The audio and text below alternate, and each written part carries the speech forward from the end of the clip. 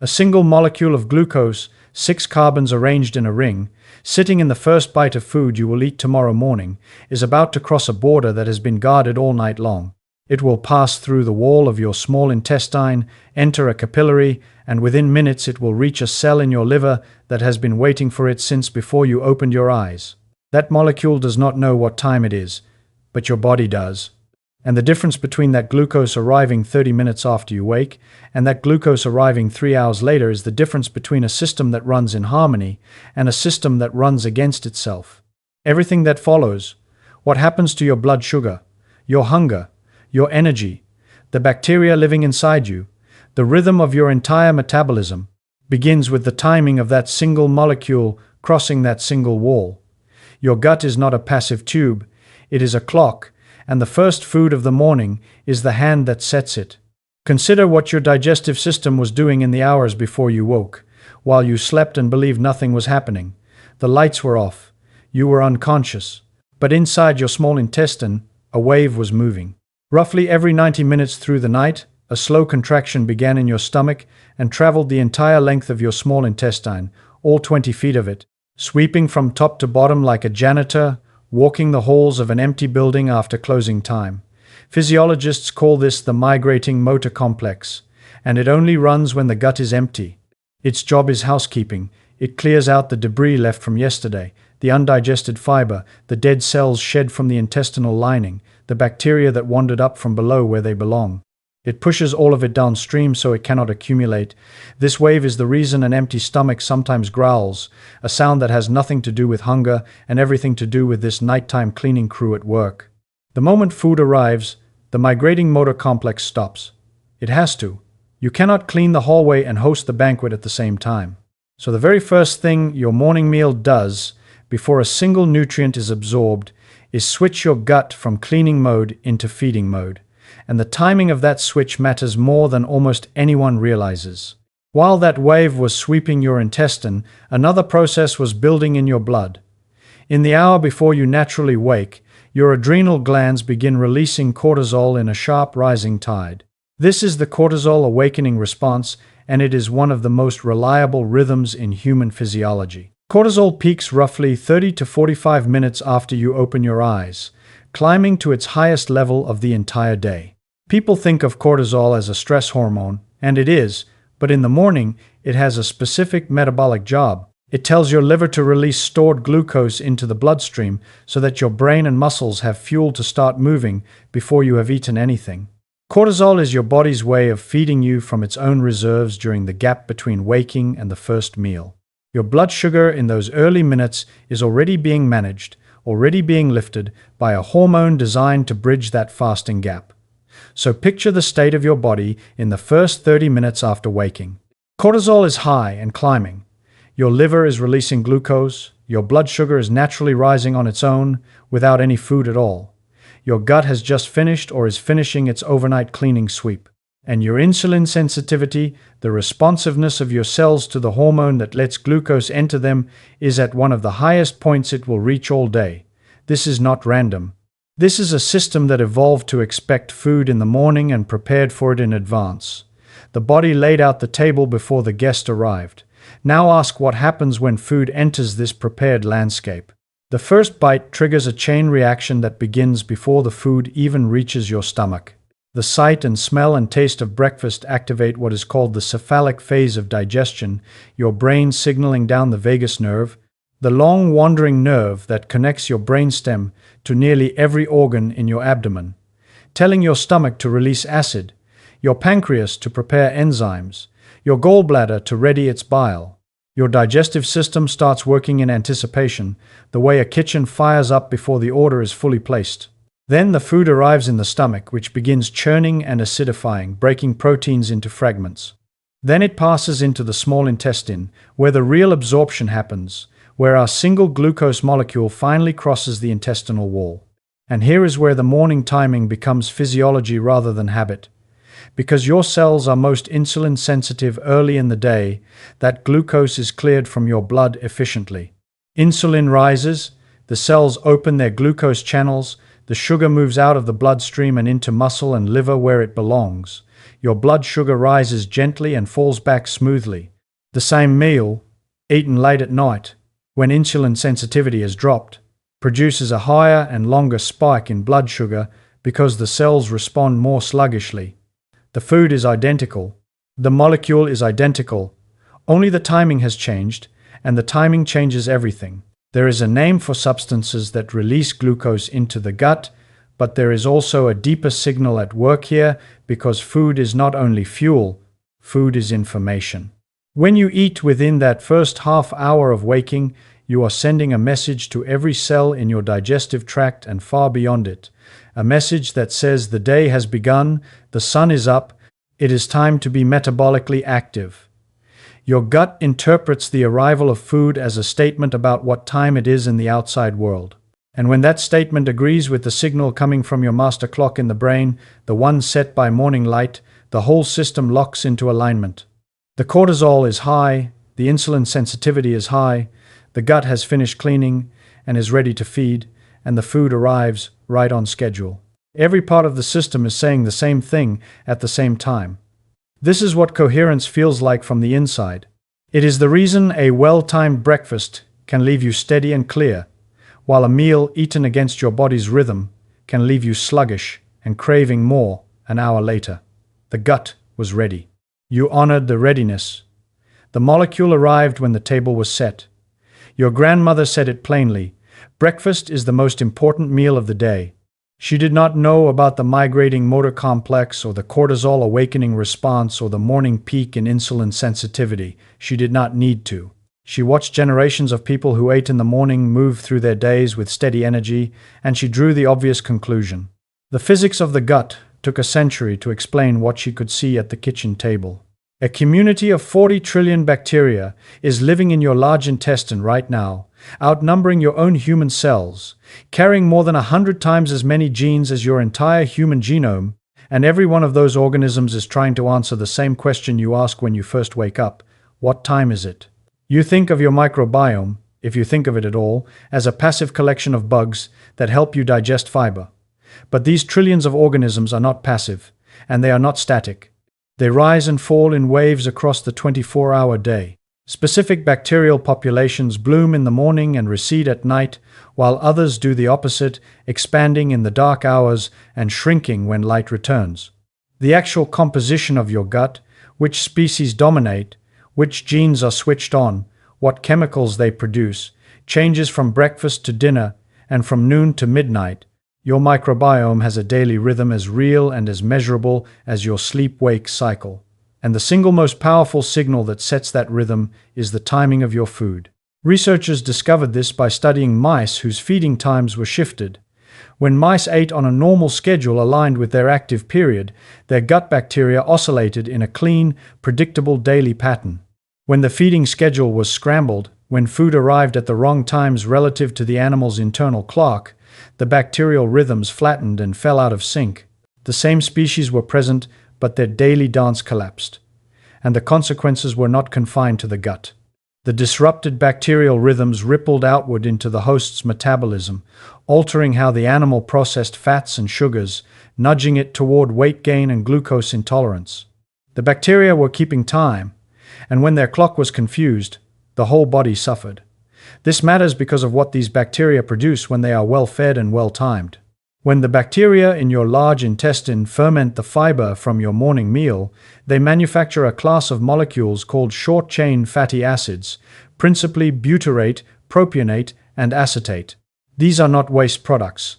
Butyrate is the preferred fuel of the cells lining your colon, the energy source they burn to maintain the wall that separates the contents of your gut from your bloodstream. A well-fed colony of bacteria producing abundant butyrate keeps that wall strong and sealed. A starved or disordered colony produces less, and the wall begins to weaken, allowing fragments of bacteria to leak through into circulation, where they trigger low-grade inflammation throughout the body. So the timing and content of your morning meal does not just feed you. It feeds the organisms that maintain the integrity of your own intestinal barrier. The fiber you eat at breakfast becomes, a few hours later, the butyrate that protects the wall of your gut, There is a clock inside every cell of your body, not just the master clock in your brain. Each cell in your liver, your pancreas, your intestinal lining, your fat tissue, contains its own molecular timekeeper, a loop of genes that switch each other on and off over roughly 24 hours. These are the peripheral clocks, and they need to be synchronized to the central clock and to each other, the way an orchestra needs every section to follow the conductor. The master clock in your brain is set primarily by light, but the peripheral clocks in your gut and liver and pancreas are set primarily by food. This is the crucial division of labor. Light tells your brain what time it is. Food tells your organs. And when light and food agree, when you wake to morning light and eat shortly after, the central clock and the peripheral clocks all point to the same hour, and the orchestra plays in time. When they disagree, when you see morning light but do not eat until afternoon, or when you eat heavily late at night long after the light has gone, the central clock says one thing and the peripheral clocks say another. The conductor is beating one tempo and half the orchestra is playing another. The medical name for this internal disagreement is circadian misalignment, and it is one of the quiet engines of metabolic disease. Consider what your pancreas is doing in this arrangement. The pancreas releases insulin in response to rising blood sugar, and its capacity to do so follows a daily rhythm governed by its own peripheral clock. In the morning, the pancreatic beta cells are primed and responsive. They release insulin briskly, and your cells receive it well. As the day wears on toward evening, that responsiveness declines. The same amount of glucose entering your blood at 8 in the evening provokes a weaker, slower insulin response than it would at 8 in the morning, and the sugar lingers longer in your bloodstream. This is why studies of identical meals eaten at different times of day consistently find that morning meals produce smaller blood sugar excursions than evening meals. The food is the same. The body is different because the body is keeping time and time has moved on. Eating within 30 minutes of waking places your largest fuel intake at the hour when your machinery is most prepared to handle it. Now, hold these two facts together because their combination is the heart of the matter. Your insulin sensitivity is highest in the morning, and food is the signal that sets your peripheral clocks. When you eat early, shortly after waking, you do two things at once. You deliver fuel at the moment your body is best equipped to process it, and you send a clean timing signal that tells your liver, your pancreas, and your gut bacteria that the active phase of the day has begun. These two effects reinforce each other. The early meal is metabolically efficient and chronologically informative in the same act. It is fuel and message in one. Eat late and skip the morning entirely, and you invert the logic. You withhold the timing signal when your clocks are waiting for it, then deliver your fuel when your cells have grown reluctant to handle it. There is an entire field of study built on this single insight, the field of meal timing, sometimes called chrononutrition. Its central finding, repeated across many studies, is that when you eat can matter nearly as much as what you eat. People who consume the bulk of their calories earlier in the day tend to show better blood sugar control, better weight regulation, and better markers of metabolic health than people who consume the same calories shifted later, even when the total amount of food is identical. The clock is not a metaphor, it is measured in the blood. There is a reason your gut bacteria, your pancreas, your liver, and your brain all evolved to expect food in the daylight hours. For the entire history of our species, food was available when the sun was up and scarce when it was down. The whole metabolic apparatus was built around a simple environmental fact. That morning meant the beginning of foraging and feeding, and night meant fasting and repair. Your internal clocks are not arbitrary. They are a memory of the world your ancestors lived in, written into your genes, a world where eating early was simply what eating was. When you eat within 30 minutes of waking, you are speaking the native language of a system that has been listening for that signal for hundreds of thousands of years. The bacteria bloom on schedule. The peripheral clocks lock to the central clock. The pancreas releases insulin into cells that are ready to receive it. The colon wall is fed and sealed. 40 trillion organisms and trillions of your own cells all hear the same announcement at the same moment. The day has begun. It is time to live. Your grandmother said, "Eat your breakfast and then go out and do something." She was describing, without knowing it, the alignment of food timing with the active phase of the day. She set the clock, and then sent you into the light. The two signals agreed. She was running an experiment in chronobiology every single morning, and the result was a kitchen full of people whose bodies knew what time it was. More than 90% of the serotonin in your body is not in your brain, it is in your gut. The same molecule that governs your mood, that the most prescribed antidepressants in the world are designed to keep available, is manufactured overwhelmingly by specialized cells lining your intestine, the enterochromaffin cells, scattered through the wall of your digestive tract like sensors embedded in a long pipeline. These cells taste what passes through. They detect nutrients, they detect the chemicals your gut bacteria produce, and in response they release serotonin, which acts as a signal that coordinates the movement of your intestine and feeds information back to your nervous system. And here is the part that connects this morning to everything else. The production of that gut serotonin is influenced by the short-chain fatty acids your bacteria make when they ferment your food. The bacteria you fed at breakfast help drive the serotonin your gut produces through the day. The line runs from the meal, to the microbes, to the molecules they make, to the signal that reaches your brain. There is a physical cable carrying that signal. The vagus nerve, the longest nerve of the autonomic nervous system, runs from your brainstem down through your chest and into your abdomen, branching across your stomach and intestines. For a long time, people assumed this nerve mostly carried commands downward, the brain telling the gut what to do. The truth is closer to the opposite. The overwhelming majority of the fibers in the vagus nerve carry information upward, from the gut to the brain. Your digestive system is not waiting for orders. It is reporting. It is sending a continuous stream of signals up to your brain about what it is sensing, what it is digesting, what the bacteria are producing, what the state of the gut wall is. This is the gut-brain axis, and it is not a vague wellness slogan. It is a thick bundle of nerve fibers carrying real-time data, and the data it carries is shaped by what you eat and when you eat it. The condition of your gut in the morning becomes, by way of this nerve, part of the condition of your mind that day. Think about what a disordered morning does to this conversation. When you skip the early meal and eat erratically, when your peripheral clocks fall out of step with your master clock, when your microbiome loses its daily rhythm and its production of butyrate and serotonin precursors falters, the signal traveling up the vagus nerve changes character. The gut, instead of reporting steady, well-timed nourishment, reports disorder.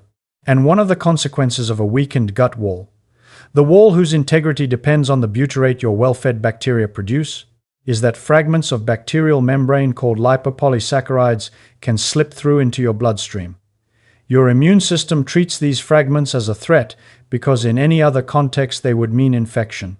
It mounts a low-grade inflammatory response, not the acute, obvious inflammation of a wound, but a quiet, chronic, smoldering inflammation that circulates through your body day after day. This condition, sometimes called metabolic endotoxemia, has been linked to insulin resistance, to mood disorders, to the slow background processes that drive cardiovascular disease and diabetes. And it begins, in part, at the gut wall, with bacteria that were not fed the right fuel at the right time. Now follow the thread the other direction, toward what a well-ordered morning builds over time. When you eat within that early window, when the cortisol is high and the insulin sensitivity is at its peak and the gut has finished its overnight cleaning, the glucose is handled cleanly. The insulin spike is modest. Over years, modest insulin responses keep your cells sensitive, keep the pancreas from exhausting itself, keep you off the slow road toward type 2 diabetes that is paved with decades of oversized, badly timed blood sugar swings. The fiber you eat feeds bacteria that produce butyrate. The butyrate seals the gut wall. The sealed wall keeps the inflammatory fragments out of your blood, and the absence of that chronic inflammation protects your arteries and your brain and your insulin-responding cells over the long arc of a life. Each morning is one small entry in a ledger that runs for decades. No single breakfast determines your fate, but the pattern, repeated 5,000 mornings, 10,000 mornings, becomes the difference between a metabolism that ages gracefully and one that breaks down early. There is a counterweight that honesty demands, the same way it demanded one in any account of the body. None of this means that one rigid rule fits every person. The 30-minute window is not a magic threshold where the body flips from harm to benefit at minute 31. The biology is a gradient, not a switch.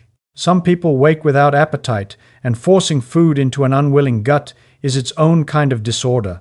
Some people thrive on patterns of intermittent fasting that delay the first meal deliberately, and for them the timing of that first meal, whenever it falls, can still be aligned with their light exposure and their activity in a coherent way. The principle underneath all of it is not the clock on the wall. It is coherence. It is whether your food signal and your light signal and your activity signal all point to the same time of day, so that your central clock and your peripheral clocks agree.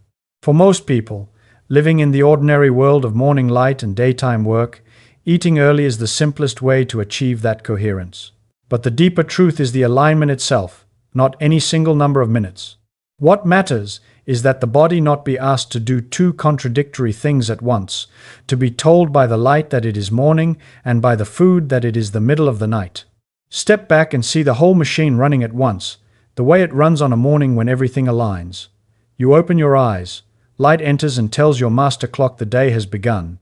Cortisol is already climbing, releasing glucose to fuel your first movements. The overnight cleaning wave in your intestine completes its final pass. You eat within the half hour, and the food lands in a system that was prepared for it down to the molecule.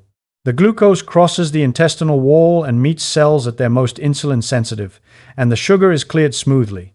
The arrival of food sets the peripheral clocks in your liver and pancreas and gut, locking them to the master clock, the light already set. The fiber moves down to your large intestine, where 40 trillion bacteria, blooming on their morning schedule, ferment it into butyrate that feeds and seals the wall of your colon, and into the precursors of serotonin that your enterochromaffin cells will use through the day. The vagus nerve carries the steady report upward, gut to brain, telling your mind that the body beneath it is fed, sealed, and on time. Every system, the hormonal, the metabolic, the microbial, the neural, hears the same announcement in the same moment. The day has begun. And the announcement was made by a single meal arriving when the body expected it. Everything your grandmother ever said about the morning maps onto a mechanism that science has measured and published and reproduced. Don't run off on an empty stomach. She was describing the gap between the cortisol-driven release of stored glucose and the arrival of real fuel, a gap that leaves you running on reserves. Eat your breakfast. It'll set you right for the day. She was describing the synchronization of your peripheral clocks by the timing of food, the alignment that makes the difference between coherence and conflict. A good breakfast and you'll feel like yourself again. She was describing, without the words for it, the gut producing serotonin precursors, the vagus nerve carrying a steady signal upward, the mood that follows a well-fed and well-timed digestive system. She did not know about the migrating motor complex or the enterochromaffin cells, or the peripheral clocks ticking in every organ, or the 40 trillion bacteria rising and falling with the sun. She did not need to know. She watched people who ate in the morning move through their days steady and clear and well, and she watched people who skipped it grow ragged and irritable and unwell by noon, and she drew the conclusion that the entire apparatus of modern chronobiology has spent decades confirming. The body keeps time, food sets the clock, and the first meal of the morning, arriving while the table is still set and the guests are still waiting, is the hand that turns the key. Tomorrow morning, when you wake, notice the machinery already running before you have eaten a thing. The cortisol rising, the liver releasing its stored glucose, the cleaning wave finishing its work, the bacteria stirring, the cells at their most ready to receive. Then eat, not because a rule says you must, but because a system built over hundreds of thousands of years is waiting for the signal only you can send. The single molecule of glucose in that first bite will cross the wall of your intestine and begin a cascade that reaches your liver, your pancreas, your bloodstream, your bones of bacteria, your nerves, your brain, and your mood. It will tell 40 trillion organisms and trillions of your own cells what time it is in the world outside. The body your grandmother fed every morning, the body she sent out steady into the day, the body that has been waiting all night for the signal it was built to receive, will do the rest.